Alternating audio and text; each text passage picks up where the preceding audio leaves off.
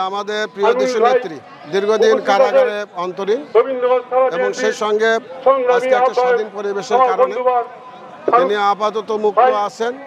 তদুপরি তার শারীরিক অবস্থা আওয়ামী লীগ নির্যাতনের কারণে খারাপ, তার সুচিকিৎসার প্রয়োজন। সম্ভবত উনি কিছুদিনের মধ্যে দেশের বাইরে যাবেন এবং আমরা তার আশু রোগ মুক্তি কামনার জন্য আল্লাহর কাছে তার দোয়া মাহফিলের ব্যবস্থা করেছে। সেই সঙ্গে এখানে প্রায় 15 থেকে 16,000 লোক বেশি লোকের আমরা একটা কাঙ্গালি ভোজের বা খাওয়া দাওয়ার ব্যবস্থা করেছি। এখানে আমার ইউনিয়ন গুমানীগঞ্জ, আমার এই ইউনিয়ন সহ আমাদের আশেপাশের ইউনিয়ন এবং 17টা ইউনিয়ন, একটি পৌরসভা থেকে নেতা কর্মী সহ এই দোয়া মাহফিলে অংশগ্রহণ করার জন্য এসেছে।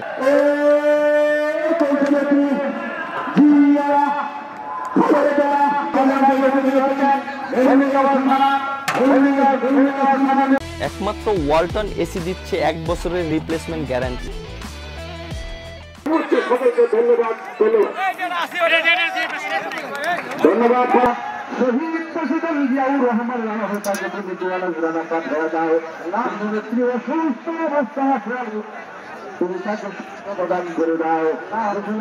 এখানে মূলত আয়োজনটা আমাদের 18 সালের নমিনি জনতা জনাব ফারুক কবির আহমেদের ব্যবস্থাপনায় আমাদের এখানে 3টা গরু এবং 3টা খাসি জবাই করা হয়েছে। আর আয়োজন হয়েছে মোটামুটি বলা চলে 15 থেকে 20,000। আমরা যতদূর দেখা যায় আর কি, আপনারা অবশ্যই দেখছেন মাঠ ভরপুর করে, মাঠ পার হয়ে বাজার পর্যন্ত লোকজন চলে গেছে।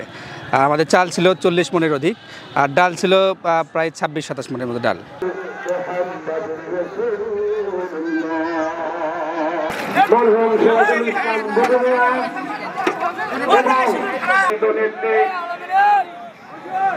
বাংলাদেশের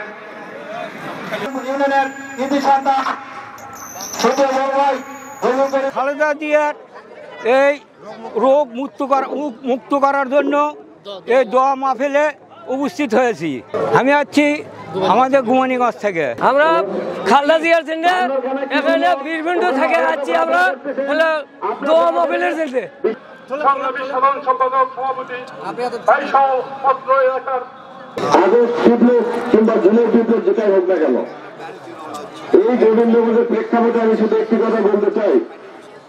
5ই আগস্টের পর ওই সময় কিন্তু ছাত্র সমন্বয় বিভিন্ন নামে গোবিন্দগঞ্জের বিভিন্ন স্তরে একটা উৎপাত লক্ষ্য করা যাচ্ছে।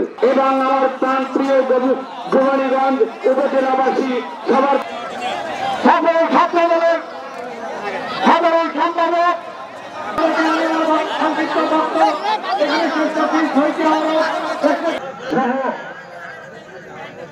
সাংবাদিকবৃন্দ, আশপাশে যারা শুনছেন আমার কথা, সবাইকে